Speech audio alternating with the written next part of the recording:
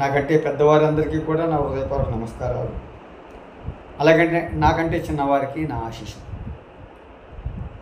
మన అందరం సుఖంగా ఉండాలని ఈ యూట్యూబ్ ఛానల్ ద్వారా మీకు ఒక సందేశాన్ని ఇస్తున్నాను.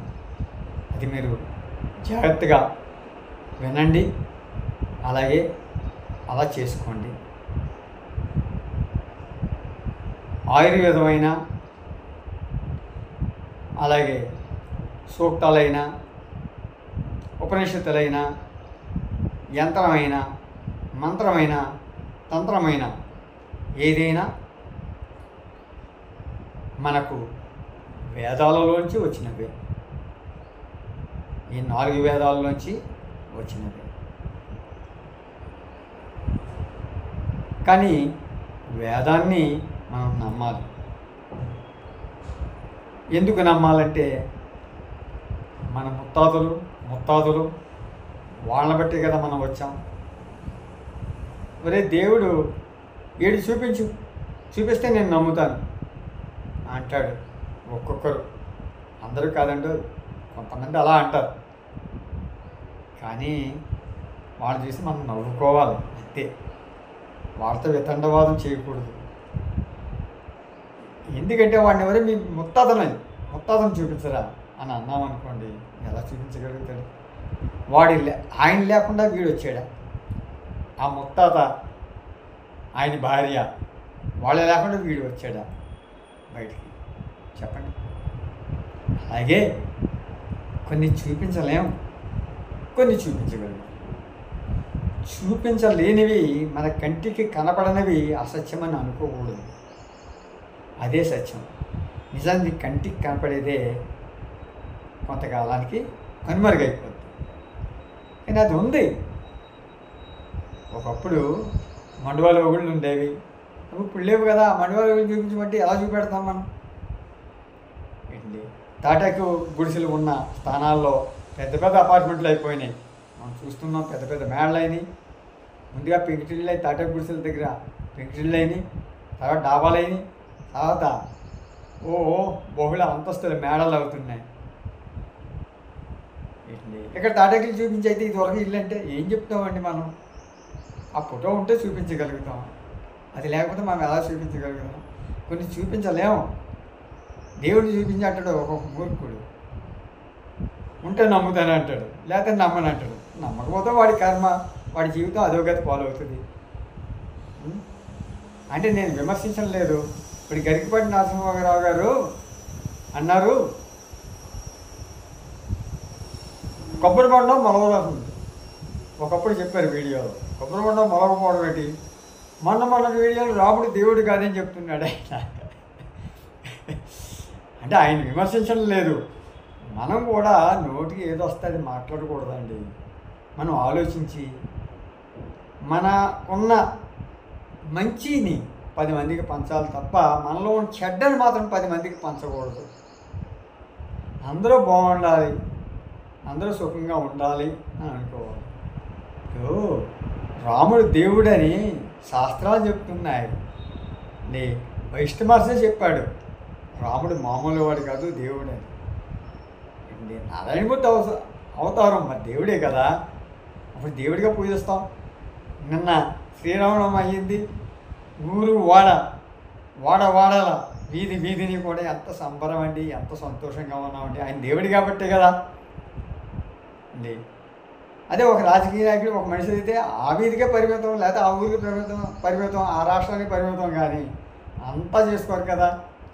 ఇప్పుడు ప్రధానమంత్రి గారు నరేంద్ర మోడీ గారిది పుట్టినరోజు అయితే మన దేశం అంతా చేసుకుంటాం.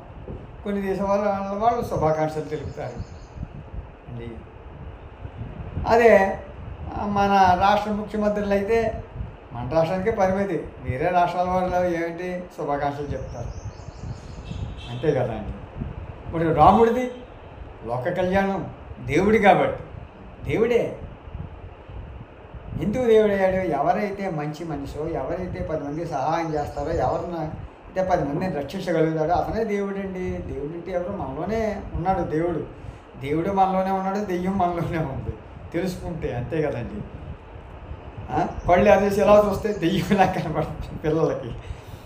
నవ్వుతూ మాట్లాడి పలకరింపుగా సంతోషంగా మాట్లాడితే ఎత్తుకుంటే చంటి పిల్లల్ని మనం దేవుళ్ళ కనపడతాం.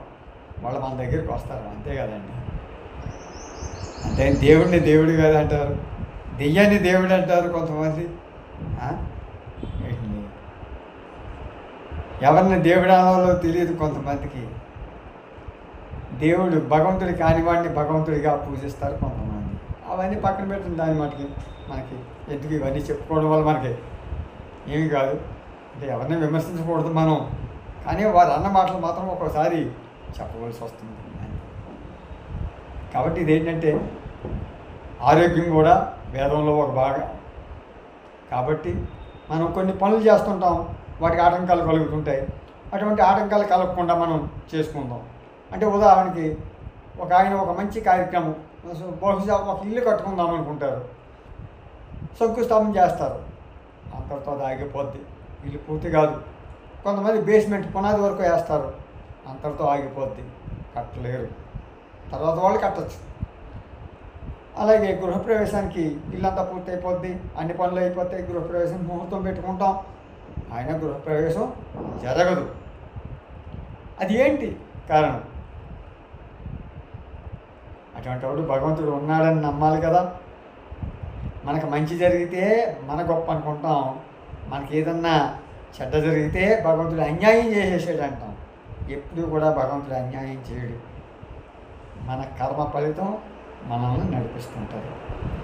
కానీ కొన్నిటిని మనం తప్పించుకోవచ్చు. భగవంతుడి ఆరాధన ఉండాలి, భక్తి ఉండాలి, భయం ఉండాలి.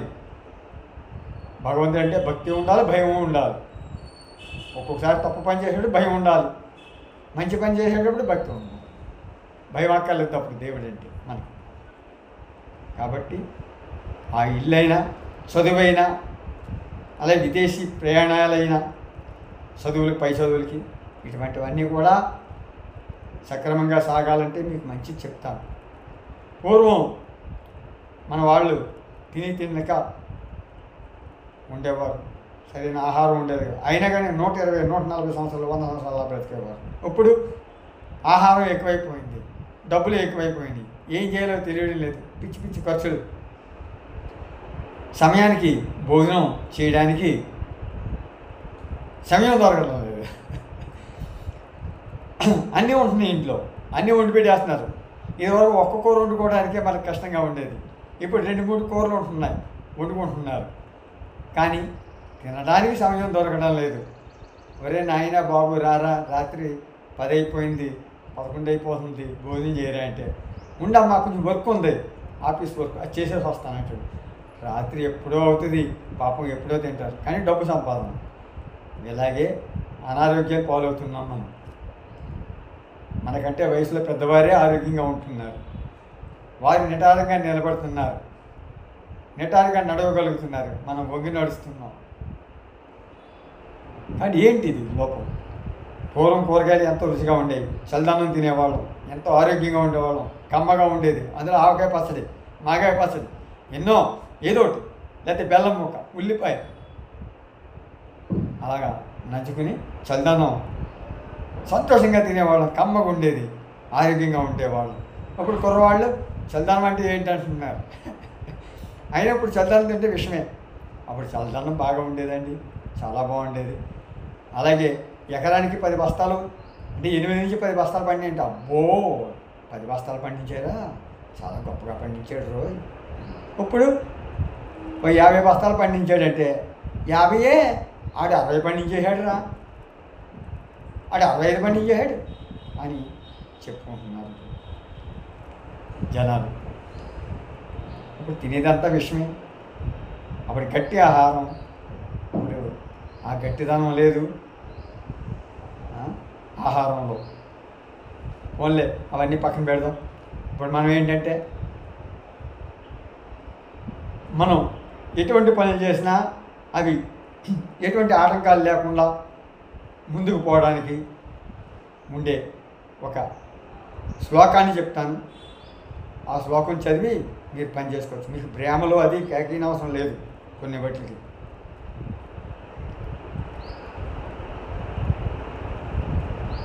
మనం ఈ శ్లోకం చదివి చదివిన తర్వాత కొబ్బరికాయ 3 రంధ్రాలు ఉన్నది బయటికి పెట్టి, అంటే చాలామంది 3 రంధ్రాలను మన వైపుకి పెట్టి కొబ్బరికాయ కొడతాం. అలా కాకుండా 3 రంధ్రాలు బయట వైపుకి ఉండేలాగా పట్టుకొని కొబ్బరికాయని పట్టుకొని కొట్టాలి. అప్పుడు మనలో మంచి చెడు 2 లక్షణాలు ఉంటాయి. ఆ చెడు లక్షణాలు పోతాయి అన్నమాట. అంటే ఏదో ఆలోచన రావచ్చు, మనం శంకుస్థాపన చేసేటప్పుడు, గృహప్రవేశం చేసేటప్పుడు వేరే ఏదో ఆలోచన రావచ్చు. ఆ నెగిటివ్ ఆలోచన బయటికి పోవడానికి 3 రంధ్రాలు బయట వైపు పెట్టి మనం కొబ్బరికాయ కొడుతున్నట్టయితే మనలో ఉన్న అటువంటి దుష్టశక్తులు ఏమైనా ఉంటే బయటికి పోతాయండి. అలా కొబ్బరికాయ కొట్టి ఆ ప్రసాదాన్ని అందరూ తినాలి, అలా వదిలేయకూడదు. చాలామంది వదిలేస్తుంటారు, అక్కడ వదలకూడదు, అస్సలు వదలొద్దు. అవి అందరూ తినాలి, మనం అందరం తినాలి, మన బంధువులు తినాలి, చుట్టుపక్కల వారు కూడా తినాలి. పూర్వం ఏం చేసేవారంటే ఒక కొబ్బరికాయ కొట్టి ఇంత శనగపప్పు తెచ్చి బెల్లం కలిపి అవి అందరికీ పంచిపెట్టేవారు. అందరూ కమ్మగా తినేవారు, ఆహాని సంతోషంగా వెళ్ళేవారు. ఆ పని చక్కగా సాగేది. ఇప్పుడు కూడా అలా చేసుకుంటాం మనం.